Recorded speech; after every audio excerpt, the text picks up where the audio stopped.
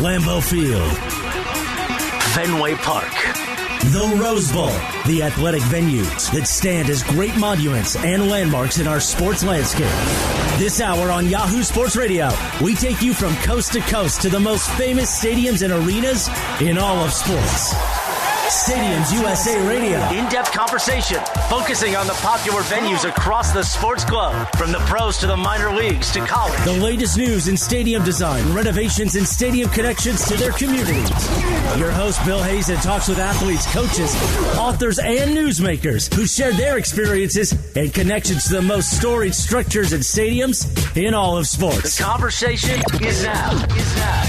Broadcasting from Stadiums USA headquarters in Chicago, here's the man who was behind the mic detailing Michael Jordan's entry into the NBA. And now, he is your official stadium guy with your ticket to the latest stadium news and information. Here he is, Bill Hazen.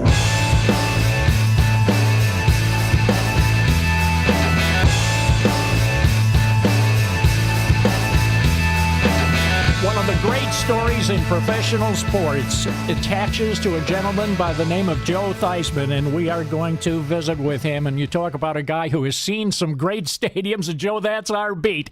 I know you've seen them, and you have seen them up close and personal, both from the broadcast booth, one of the best seats in the house, and also down on the field. But before we get into that, I think probably everybody who's listening wants to know how you're doing, what you're up to, and tell us how life is going along for you. Life is good. I've left broadcasting the last couple of years. I travel around the country doing motivational speeches for corporations. I'm in the process of finishing a book on quotes and another book, a motivational book. So I'm a busy guy, fortunately. I didn't know how busy I'd be when I left broadcasting, but it turns out it's pretty darn good. Let's talk about the stadium speed a little bit here, Joe, and let's start with your college career. You played at Notre Dame, and, of course, one of the truly great college football environments. And, when I think of that place, the first thing that I think of is the proximity of the fans. There are very few stadiums that are designed the way Notre Dame's facility was, and you played in there a lot. Take us down on the field and give the listeners a sense of what that stadium was like when you played there. Well, fortunately, being a Notre Dame guy playing in Notre Dame Stadium, you get the great cooperation of the fans. And you're right about the proximity. Between the field and where the stadium started, there might have been 10 yards, not even 10 yards, maybe 8 yards. Mm-hmm. And in that area, you had 100 players, you had the benches, and the fans were literally 4 or 5 feet right behind you. I mean, you just turned around and looked at people, and they were at eye level. The wall that went around the stadium was unique because it was only about 6 feet high. So the fans were just high enough to see over the players in the lower seats, and they were close enough to be able to hear a lot of conversation and feel a lot of conversation. But I have to tell you, Bill, one of the most unique aspects of Notre Dame Stadium before they added what I call the superstructure around it, the additional 30,000 seats, was if you lined up away from campus, if you were at the end zone that faced the administration building and the library has a 13-story mosaic of Christ on the cross. And I always imagined an opposing quarterback on his own 5-yard line in that end zone, looking up, and just above the top of the stadium, you could see what amounted to Christ from the middle of his chest up, signaling touchdown Jesus. And I always thought to myself, what it would be like to be an opposing quarterback, to come out of the huddle, break the huddle. You look at the Notre Dame defense, and just above that, you see touchdown Jesus. You have to think to yourself, there's no way we can beat these people. There's just no way. I mean, it was one of those amenities that was a part of the stadium that to me, I think, made it a very unique visual outside of the stadium. And of course, the walls were that old red brick. I mean, you walked in and you could almost feel the tradition dripping from every part of that stadium. When I compare some of the environments at the pro level, especially in terms of stadium configuration to Notre Dame, the one that stands out in my mind is Lambeau Field. Those two stadiums were both built, I thought, in a very similar way. The fans are so incredibly close. Originally, of course, Lambeau was single deck before they added all the extra skyboxes and everything. And really, one sport specific, and it was all about football. Do you draw any comparisons between the two? A little bit in the end zones. The proximity of the fans when it came to the end zones, I would say, was similar.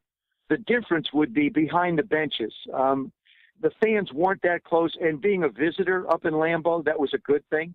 But that stadium, again, is one of the great traditional houses that were a part and still are a part of professional football.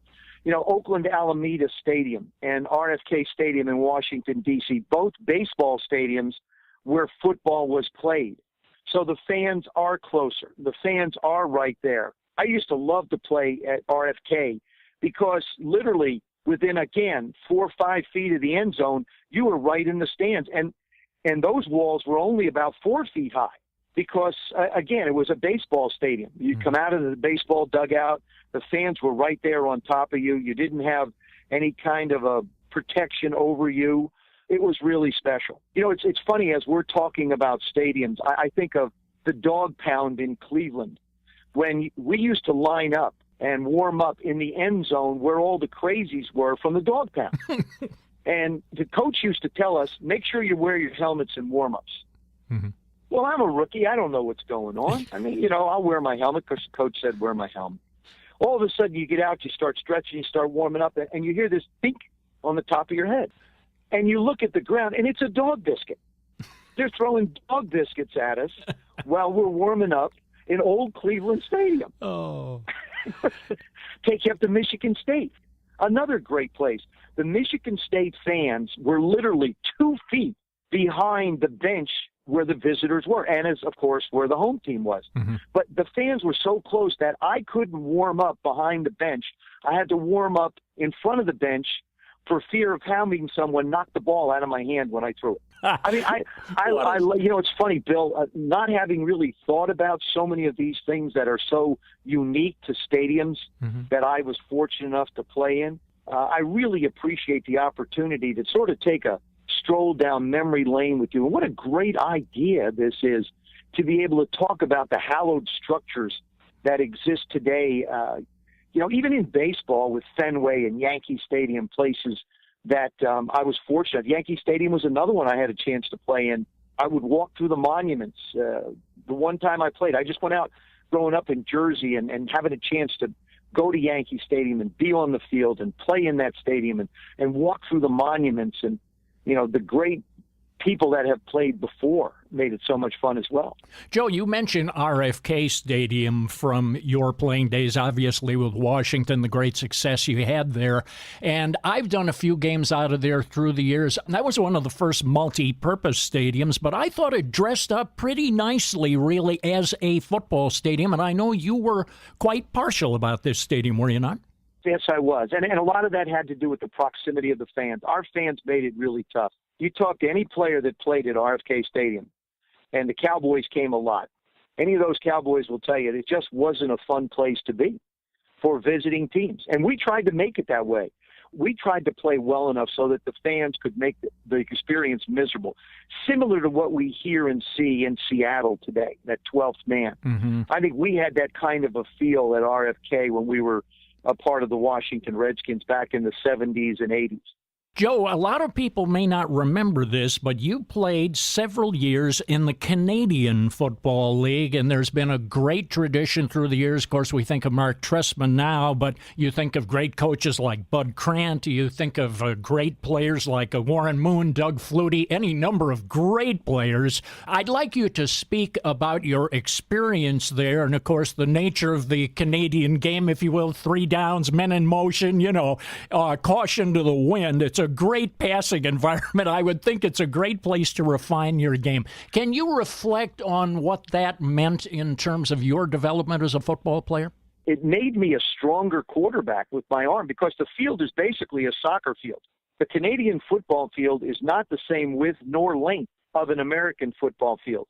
The field itself, the playing field, is 110 yards long. Mm-hmm. Then you add the end zones, which I believe are 25 yards deep. So you have roughly 160 yards of football.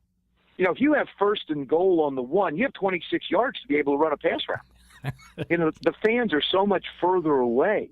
We played at the old Canadian Exhibition Stadium, the CNE, up in Toronto, which was located down on the lake. And you'd get that lake effect. And one side had basically all the fans. The other side had a smaller stadium seating area. And it was amazing, the width of the field, of course, the movement of the players, all the rules that changed it. But the width of the field, if you were going to throw it out, if you were on one hash and had to throw it out to the other one, mm-hmm. you better get it out there because it's a long throw. And so that was the first thing that struck me. The other thing was we played in different places like Winnipeg and Saskatchewan and Calgary.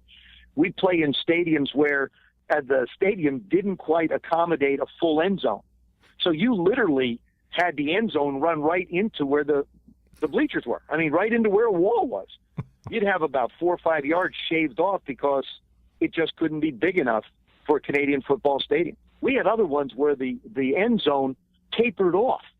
So as the receiver would run down the field, he would be 6 feet tall, and by the time he got towards the end of the end zone, he was 5 feet tall. I'm telling you, those were experiences that they were very unique, especially coming from Notre Dame and having the stadium we have there, but then you travel around. Another great stadium, and I've always loved to play, was at the Coliseum in Southern California. Whether it was in college, whether it was a pro, I always seemed to play my best football in Southern California.